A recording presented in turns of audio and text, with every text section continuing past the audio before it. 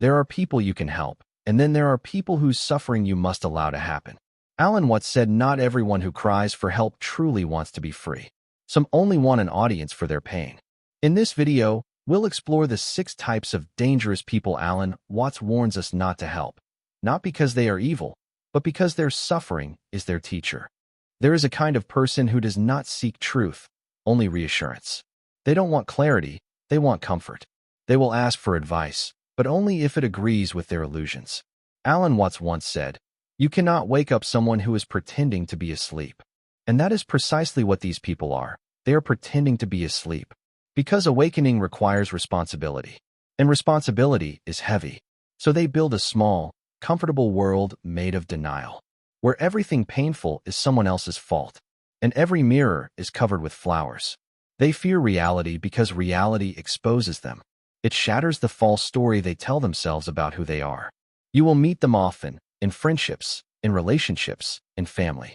They will talk endlessly about how life is unfair, how others are cruel, how fate is unkind. And you will feel your heart pull toward them. Your empathy wants to help. But soon you'll notice every solution you offer is quietly rejected. Every truth you speak is met with resistance. They nod, they smile, and they return to their suffering, as if it were an old friend. Because for them, suffering has become identity. It gives them attention, meaning, and control. To truly heal, they'd have to let go of that story. And that's terrifying. They would rather stay in a familiar pain than walk into an unfamiliar truth. Watts warned us about this subtle trap. He said that when we try to help such people, we begin to play their game, a game of illusion. You pour your energy into their darkness, hoping to light the way, but your flame only burns you out. 2. The eternal victim, extended. There is a kind of person who lives their entire life inside a tragedy, a story where they are always the victim, and the world is always to blame. Alan Watts once said, "You are under no obligation to be the same person you were 5 minutes ago." But the eternal victim does not believe this. They cling to their pain like it's the only proof that they exist. You'll recognize them easily. Their words are heavy with resentment. Every event, every failure, every heartbreak is another chapter in their endless tale of injustice. They do not seek healing, they seek witnesses. They don't want freedom, they want validation. They believe life is happening to them, never realizing it's happening through them. When you meet them, you'll feel drawn in. You'll want to show them light, to remind them that they have power, that they can change their story. But the moment you try, you'll feel the walls of their mind rise up like fortress gates. Because if they let go of their pain, they lose their identity, and they fear that emptiness more than suffering itself. Watts spoke of this beautifully when he said, "Suffering is not holding you. You are holding suffering." These people hold on tight because their wounds have become their way of getting love. Their sadness attracts sympathy. Their helplessness attracts rescuers, and their drama becomes their currency. Understand this. You cannot save someone who is invested in their own misery. You cannot give vision to someone who chooses blindness. The universe itself does not force awakening. It allows suffering to do the teaching. And sometimes, the kindest thing you can do is to let life be their teacher, not you. So when you meet the one who refuses to see reality, step back, not in anger, but in wisdom. Love them from a distance. Because truth cannot be handed to anyone. It must be discovered. And discovery begins only when denial ends. As Alan Watts put it, to resist change, to resist life, is to resist the very process by which the universe grows. So let them resist. Let them fall. Let them question. Let them see. Only when the illusion collapses will they finally open their eyes. And when they do, they will thank the silence that did not save them. 2. The eternal victim, extended. There is a kind of person who lives their entire life inside a tragedy, a story where they are always the victim, and the world is always to blame. Alan Watts once said, "You are under no obligation to be the same person you were 5 minutes ago." But the eternal victim does not believe this. They cling to their pain like it's the only proof that they exist. You'll recognize them easily. Their words are heavy with resentment. Every event, every failure, every heartbreak is another chapter in their endless tale of injustice. They do not seek healing, they seek witnesses. They don't want freedom, they want validation. They believe life is happening to them, never realizing it's happening through them. When you meet them, you'll feel drawn in. You'll want to show them light, to remind them that they have power, that they can change their story. But the moment you try, you'll feel the walls of their mind rise up like fortress gates. Because if they let go of their pain, they lose their identity, and they fear that emptiness more than suffering itself. Watts spoke of this beautifully when he said, "Suffering is not holding you.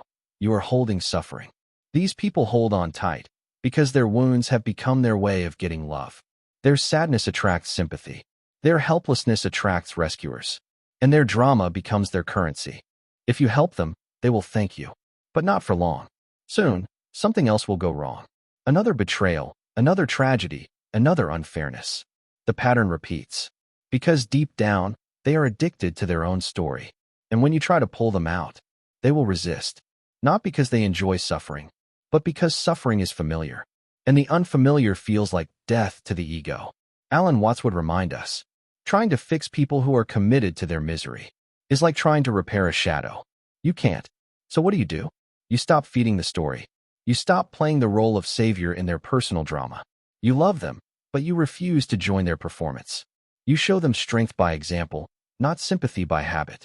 One day, when their story no longer protects them, they will wake up. They will realize that the world was never against them. It was only mirroring what they believed about themselves. That is the moment real transformation begins. Not when someone rescues them, but when they stop telling the same sad story and finally say, "I am not a victim. I am the author." Watts would smile and say, that's when the play of life becomes beautiful again. Because the person who once lived in darkness has learned that pain was never punishment. It was simply a push toward awakening. 3. The emotional vampire, extended. There are people in this world who do not feed on food, or truth, or wisdom. They feed on energy. Alan Watts might have called them hungry ghosts. They are not evil, just empty. And because they are empty, they must consume the emotions of others to feel alive. You will recognize them by how you feel after you've been with them. Tired, anxious, confused. Like your inner light has been quietly dimmed. They draw you in with charm, vulnerability, or crisis. And before you realize it, you are no longer listening to your own thoughts. You are trapped inside their storm. They live for emotional reactions. Anger, pity, guilt, sympathy. To them, emotion is energy. And every reaction you give becomes their meal. Watts once said, "You do not resist evil because you hate it. You resist because you love life." And that is what these people teach us. To love life enough to protect our energy. The emotional vampire does not want healing. They want attention. If they can't get your love, they'll take your anger. If they can't get your support, they'll provoke your frustration. It doesn't matter whether it's positive or negative, as long as it keeps the energy flowing toward them. You'll notice the pattern. Every time you try to calm them, they create new chaos. Every time you help them solve one problem, another magically appears. Because peace threatens their identity. They need drama the way the body needs oxygen. Watts often spoke about the dance of energy, how giving and receiving must remain balanced. But with the emotional vampire, there is no balance. You give, they take. You listen, they unload. You comfort, they collapse again. And when you finally step back, they make you feel guilty, as if your distance is cruelty, as if self-respect is selfishness. But remember this, real compassion never requires self-destruction. 3. The emotional vampire, extended. There are people in this world who do not feed on food, or truth, or wisdom. They feed on energy. Alan Watts might have called them hungry ghosts. They are not evil, just empty. And because they are empty, they must consume the emotions of others to feel alive. You will recognize them by how you feel after you've been with them. Tired, anxious, confused. Like your inner light has been quietly dimmed. They draw you in with charm, vulnerability, or crisis. And before you realize it, you are no longer listening to your own thoughts. You are trapped inside their storm.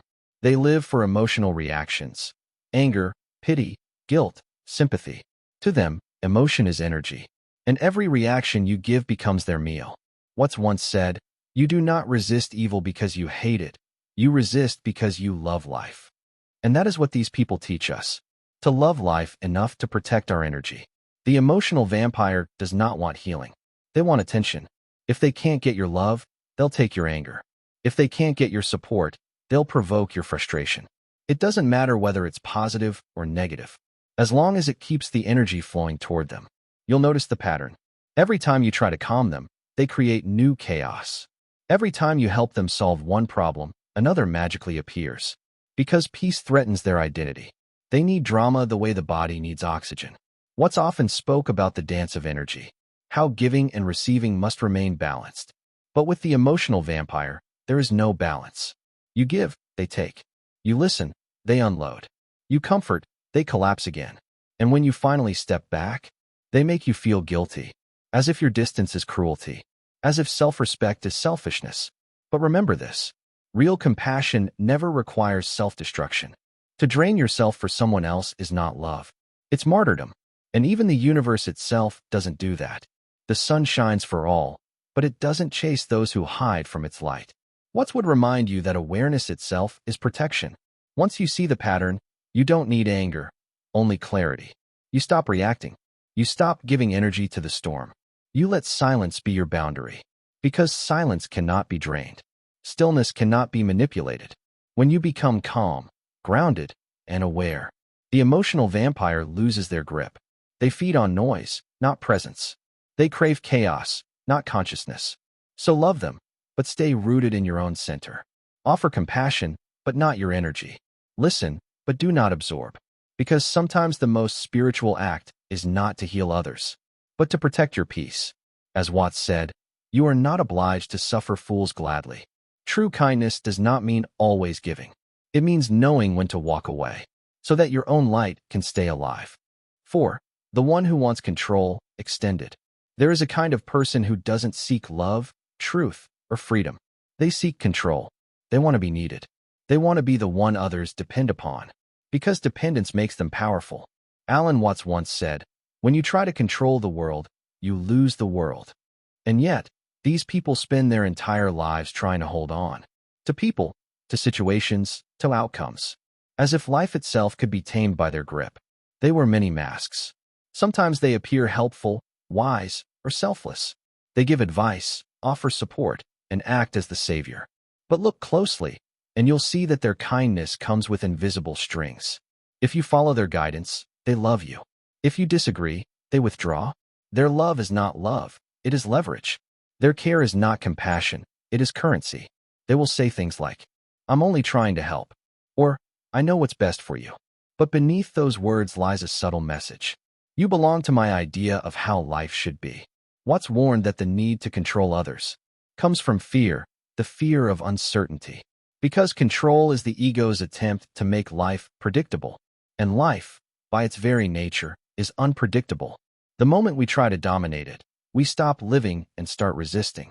When you try to help such a person, you'll notice the invisible trap. Their help never truly empowers you, it entangles you. They want to be the source of your comfort, the center of your decisions, the keeper of your gratitude. You start to feel guilty for saying no. You feel small for choosing differently. You begin to lose your own voice. Because their approval becomes your measure of peace. Watts said, to define yourself by your relationships is to never be free. And that's exactly what happens when you fall under the influence of the controller. They define your boundaries, your worth, and your choices, until you forget you ever had freedom at all. But here's the truth Alan Watts would whisper to you. Real love does not control, it liberates. Real help does not bind, it empowers. And real wisdom does not demand obedience, it inspires understanding. If you try to rescue the one who wants control, you will only become their puppet. Because they don't want healing, they want authority. They will pull your empathy like strings, until your kindness becomes their weapon. So what do? You step back. You stop explaining yourself. You stop fighting to prove your loyalty. You simply let go. Because control cannot survive where freedom lives. And when you reclaim your freedom, their power dissolves like fog in sunlight. Watts said, let go, and it will be yours forever. When you release the need to please those who control, you step back into harmony with life. A life that moves, changes, and flows. Without chains, without guilt, without fear. So the next time someone tries to help you in a way that feels heavy, pause and ask yourself, is this help, or is it control? Because not all rescuers are angels. Some simply fear their own helplessness, and they hide it behind the mask of authority. Remember this. Freedom is not taken, it's surrendered, and you owe no one the right to shape your path. 5. The one who refuses responsibility, extended. There is a kind of person who wants all the rewards of life, without walking the road that leads to them. They dream of success, but not the effort. They desire transformation, but not the surrender it requires. Alan Watts once said, "You cannot be responsible for what you do not understand." And that is the tragedy of the one who refuses responsibility. They never truly understand their own power. They believe life is something that happens to them, not something that flows from them. So they wait. For luck, for timing, for a savior, for a miracle.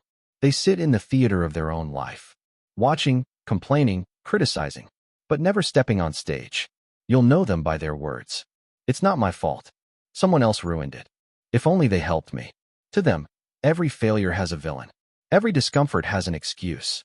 Watts would remind us that this is the great illusion of the ego, to separate itself from the consequences of its choices. But nature doesn't work that way. The seed must take responsibility for its own growth. No gardener can force it to sprout from the soil of denial. When you try to help such people, you'll notice a strange fatigue setting in. You'll offer guidance, they'll nod. You'll give them tools, they'll praise you. But nothing changes. Because deep down, they are not looking for growth. They're looking for rescue. They want someone else to carry the burden of their choices. Someone to blame when things go wrong. And someone to depend on when life feels heavy. In helping them, you unknowingly become their crutch. And a crutch does not teach a man to walk. Watts said, "The more you struggle to control what you cannot, the more you neglect what you can." The one who refuses responsibility lives in this inversion. They try to control the world, but not themselves. They chase certainty, comfort, shortcuts, all to avoid the simple, uncomfortable truth that freedom and responsibility are one and the same. You cannot have one without the other. To be free is to own your actions, your emotions, your thoughts, your destiny. To refuse responsibility is to hand over your power to everyone and everything around you. When you meet such a person, help them only with awareness. Give them tools, not crutches. Give them wisdom, not rescue. Because if you carry them, they will never discover their own strength. Alan Watts often used the metaphor of swimming. He said, "You learn to swim not by clinging to the water, but by trusting it." In the same way, people learn responsibility, not when you hold them up, but when you let them float on their own uncertainty and trust themselves not to drown. So when you find yourself trying to save someone who refuses to take responsibility, pause, step back, because what they need most is not your hand, but the mirror of consequence. Only when life shows them that no one else is coming to fix it will they finally awaken. And that awakening, though painful, is where real power begins. Watts would smile and say, "Let them stand, let them fall, let them rise, for that is the sacred rhythm of life, and no one can dance it for them." 6. The one who tries to save you, extended. There is a kind of person who appears radiant, wise, and kind. The helper, the healer, the guide. They speak softly, carry light, and promise to lift you from your darkness.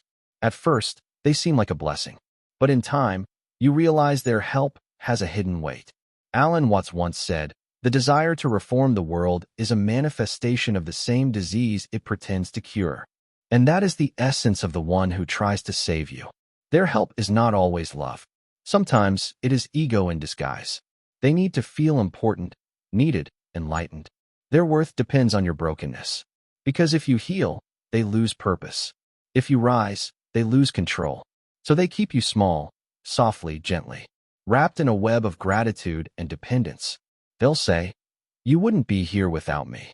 Or, "I'm the only one who truly understands you." Their words sound nurturing, but their roots are possessive. They need to be the hero in your story. And heroes, if you're not careful, can become the very villains they once claimed to fight. Watts often spoke of the danger of the ego in spiritual clothing.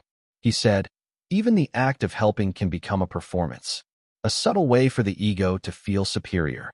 And that's what this person represents. The savior who hides their control beneath compassion. They rescue not to free you, but to remind you of your debt. Their generosity is a contract, and every gift carries an unspoken price. You'll feel it quietly, that sense that you can't disagree, can't evolve beyond their guidance, can't stand on your own without betraying them. They smile when you depend, but frown when you outgrow. And here lies the paradox. Even their love becomes a leash. What would remind you? True teachers do not teach you to follow them. They teach you to listen to yourself. The one who truly loves you will rejoice in your independence. They will celebrate your growth, even when it leads you away from them. So beware of those who promise to save you, because no one can save you. Not truly. They can inspire, guide, remind. But the path must still be walked alone. When someone claims to have all your answers, smile gently and walk your own way. For your soul does not seek rescuers. It seeks awakening. Watts said, "The meaning of life is just to be alive." It is so plain and so simple. And yet everybody rushes around in a panic, as if it were necessary to achieve something beyond themselves. And that is the truth hidden beneath this illusion of saving others. You are not broken. You do not need saving. You only need remembering. To remember that the light you seek has always been your own. So when you meet the one who tries to save you, thank them, but walk free. Because love that binds is not love, it's fear. And freedom that comes from another's permission is not freedom, it's dependency. True awakening happens when you stop waiting for someone to pull you out of the darkness and realize you were the light all along. Cannot pull a butterfly out of its cocoon, it must struggle to be free. And so it is with human beings. Sometimes, the most compassionate act is to let people fall, learn, and rise on their own. When you stop trying to help everyone, you discover peace. Because real love is not rescue, it's respect for another's journey. Alan Watts taught that wisdom is knowing who to walk with and who to walk away from. If this resonated with you, remember, protect your peace and let life teach its own lessons.